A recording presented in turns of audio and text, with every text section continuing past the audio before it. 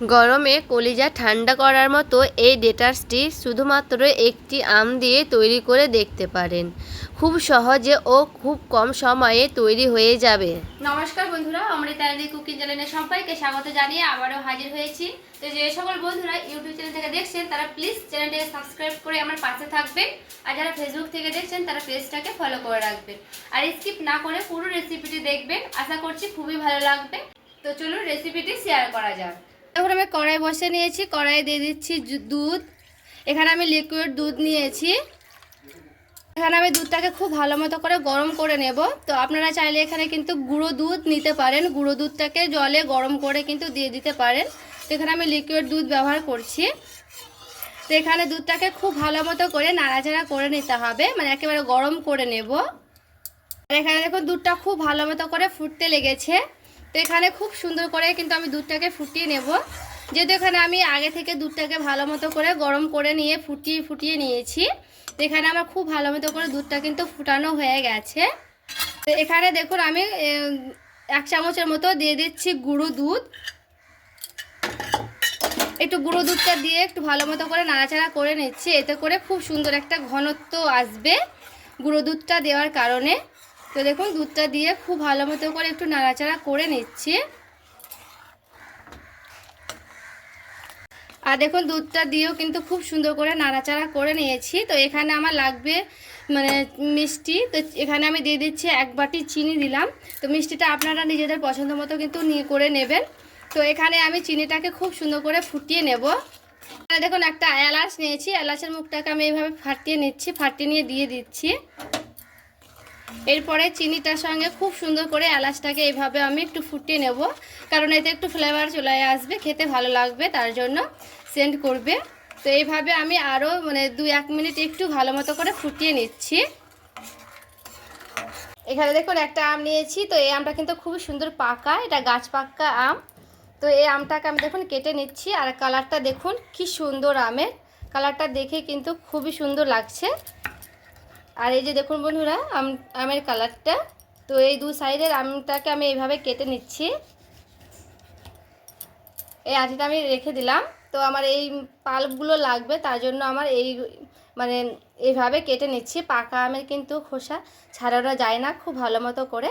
তো আমি এইভাবে দেখুন কেটে নিচ্ছি, এতে করে খুব ভালো মতো করে কাটানো হবে। তো আমি এইভাবে খুব ভালো মতো করে দেখুন আমটাকে মানে এই যে ছিলে নিলাম। দেখুন আমগুলো আমি এইভাবে দেখুন আমের পালগুলোকে নিয়ে নেব। এই যে এইভাবে দেখুন নিয়ে নিচ্ছি, আর খোসাটা বাদ দিয়ে নেব। তো এইভাবে আমি খুব ভালো মতো করে দুটো আমেরই পালগুলোকে এইভাবে বের করে নিচ্ছি। এখানে দেখুন খুব সুন্দর করে আমি কিন্তু আমের পাল্পটা বের করে নিয়েছি। তো জল ছাড়াই খুব সুন্দর করে একটা পেস্ট করে নেব। দেখুন আমি মুখটা খুলেও নিচ্ছি, আর দেখুন কি সুন্দর একটা পেস্ট করে নিয়েছি। তো এখানে আমি একটা দেখুন মানে একটু ছেঁকে নেব, ছেঁকে নিলে বেশি ভালো হবে, তার জন্য। এরপরে খুব সুন্দর করে আমটাকে এইভাবে দেখুন আমি মানে চেলে নিচ্ছি একটু করে, যেহেতু দানা দানা থাকলে না অতটা ভালো হবে না, তার জন্য একটু এইভাবে মানে বের করে দিলে দানা দানাগুলো মানে বেরিয়ে যাবে। তো খুব ভালো মতো করে দেখুন এইভাবে আমি করে নিচ্ছি। আর এখানে দেখুন আমের কালারটা দেখতে কত সুন্দর লাগছে, দেখতে একবারে দারুণ লাগছে। এখানে দেখুন খুব ভালো মতো করে মানে নাড়াচাড়া করে নিলাম। এরপরে আমি সেই এলাচটাকে ফেলে দিচ্ছি, কারণ মুখে পড়লে বেশি ভালো লাগবে না, তার জন্য। এখানে যে আমি আমের পাল্পগুলো করে নিয়েছিলাম এরপরে দিয়ে দিচ্ছি। তো গ্যাসের আঁচটাকে একেবারে কমিয়ে দিয়েছি, তারপরে কিন্তু দিয়ে দিলাম, কারণ নাহলে কিন্তু দুধটা একটু অন্যরকম হয়ে যেতে পারে, তার জন্য। তো এইভাবে খুব সুন্দর করে আবার একটু দেখুন নাড়াচাড়া করে নিচ্ছি। আর যেগুলো আম আছে একটু আমি এইভাবে কাচিয়ে দিয়ে দিচ্ছি।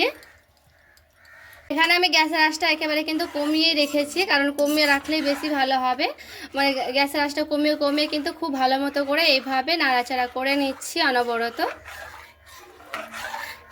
এখানে দেখুন আমি আগার পাউডার নিয়েছি 1 চামচের মতো। তো খুব সুন্দর করে কিন্তু পাউডারটাকে এইভাবে দেখুন মানে গুলে নিয়েছি।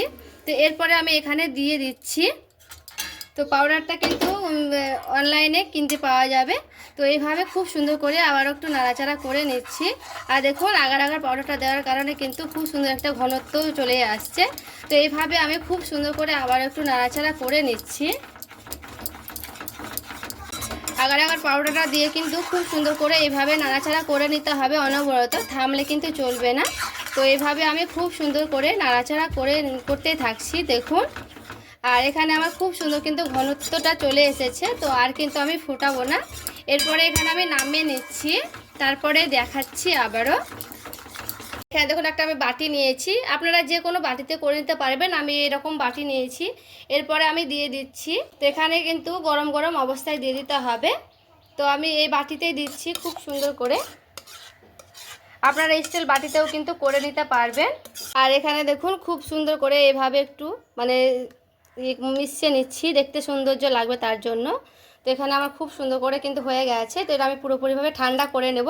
ঠান্ডা করে তারপরে কিন্তু ফ্রিজে রেখে দেবো। ফ্রিজে রেখে তারপরে কিছুক্ষণ পর ফিরে আসছি। আর এই যে দেখুন বন্ধুরা, এখানে আমি খুব সুন্দর করে জমিয়ে নিয়ে চলে এসেছি। আর দেখুন দেখতে কতটা লোভনীয় হয়েছে, দেখতে কিন্তু দারুণ হয়েছে। আর এখানে দেখুন ওপর থেকে আমি দিয়ে দিচ্ছি অল্প করে মানে গুঁড়ো দুধ দেবো, ছড়িয়ে দেবো গুঁড়ো দুধের এইভাবে। তো গুঁড়ো দুধটা দিলে না দেখতে ভালো লাগে, তার জন্য এইভাবে আমি একটু করে মানে গুঁড়ো দুধটা ছড়িয়ে দিলাম। তো দেখুন এভাবে আমি হালকা করে গুঁড়ো দুধটা ছড়িয়ে দিলাম। এভাবে হালকা করে একটু এভাবে আমি মানে নাড়িয়ে নিলাম, দেখুন দেখতে সুন্দর লাগবে তার জন্য। একটা ছুরি নিয়েছি, ছুরি দিয়ে দেখুন পিস করেও দেখাচ্ছি। আর এই যে দেখুন বন্ধুরা কি সুন্দর একেবারে কিন্তু পিস হয়েছে, দেখতে দারুণ লাগছে দেখুন। এইভাবে কিন্তু দারুণ হয়। আর আমি এইভাবে পিস পিস করেও দিচ্ছি দেখুন। এইভাবে এই গরমে, প্রচণ্ড গরমে এইভাবে ঠান্ডা প্রাণ জুড়ানো এইভাবে একবার হলো ট্রাই করে দেখবে বন্ধুরা, একেবারে ভেতরটা কলিজা ঠান্ডা হয়ে যাবে। খেতে তো দারুণ লাগে, দেখতেও দেখুন কতটা লোভনীয় হয়েছে। একবার হলো এইভাবে ট্রাই করে দেখবেন, দুর্দান্ত স্বাদের এই ডেটার্স। একটি আম কিছু উপকরণ দিয়ে তৈরি হয়, আপনিও ঘরে তৈরি করলে অবশ্যই আমাকে কমেন্ট করে জানাতে ভুলবেন না। তো বন্ধুরা আজকের এই রেসিপি কেমন লেগেছে অবশ্যই আমাকে একটি কমেন্ট করে জানাবেন। আর ভালো লেগে থাকলে প্লিজ একটি লাইক করবেন, আর চ্যানেলটাকে সাবস্ক্রাইব করে আমার পাশেই থাকবেন। তো দেখা হচ্ছে আরও একটি রেসিপির সঙ্গে। সবাই ভালো থাকবেন, সুস্থ থাকবেন।